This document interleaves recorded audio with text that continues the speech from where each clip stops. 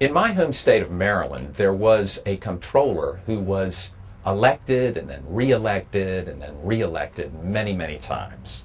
He was a Democrat, in fact, a dyed-in-the-wool Democrat.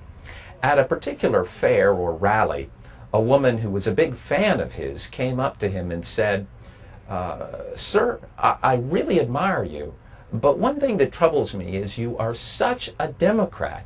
I suspect you would vote for the devil himself if he were a Democrat." To which the politician responded, "Not in the primary." Now that is what we call a yellow dog Democrat. What is a yellow dog Democrat? I'll give you one other example from an historic figure that you probably have heard of.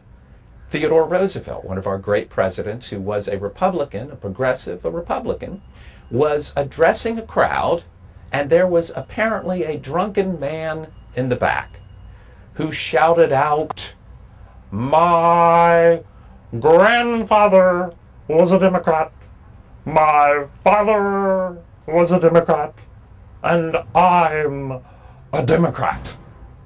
To which Teddy Roosevelt, remember he's a Republican, gets out that little pinch glass of his and says, "Well, if your grandfather were a jackass and your father were a jackass, then what would you be?"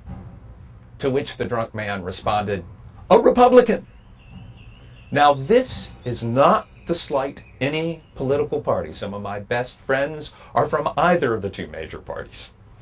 The point, of course, is that that drunk, like the Maryland politician, was a yellow dog Democrat. He could not see beyond his political party. In the area of labor law, we had what were called yellow dog contracts. And those contracts provided that people could only work at a particular place of employment if they agreed that they would not join a union, that if they were a member of a union, they would resign from that union, that they would not participate in any sort of unionization activities. In other words, they were to look at unions kind of like a yellow dog Democrat would look at Republicans.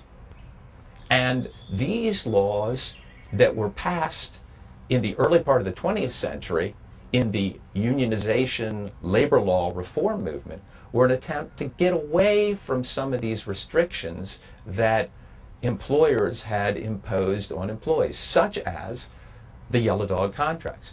It took several decades for the labor reform movement to really stick in terms of the courts upholding the statutes and the statutes really having an impact. And that really hit during the Great Depression in the 1930s when we had significant laws such as the Wagner Act, also known as the National Labor Relations Act.